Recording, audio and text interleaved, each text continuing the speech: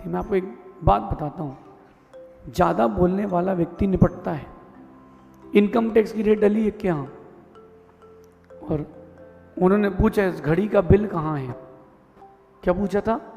ये जो घड़ी हाथ में पहने हो उसका बिल कहाँ है? क्या पूछा था? बिल कितने की लाए थे और उसका बिल कहाँ है? अगले ने बोल दिया जब दुबई गए थे ना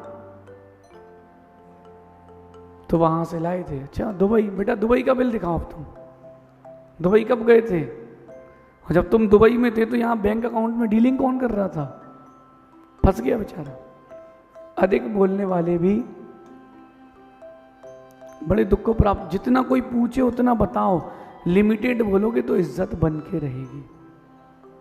एक पिता ने अपने बेटे को बचाने के लिए जज से सेटिंग कर ली। मैं आपको इंडिया की ट्रू स्टोरी सुना रहा हूं।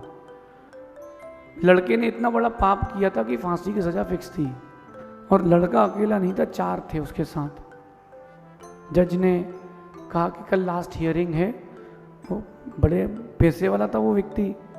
जज के पास गया, उसको 50 लाख रुपए दिए। बोले मेरा बेटा छूटना चाहिए, तीनों को फांसी हो जाए, कोई फर्क नहीं पड़ता। जज ने पैसे लेकर के सेटअप कर दिया, और वो रात को 2 बजे गया थाने। बेटा टेंशन मत ले, जज को पैसे दे दिए, सब सेट हो गया है। उसने बोल दिया सब सेट हो गया है।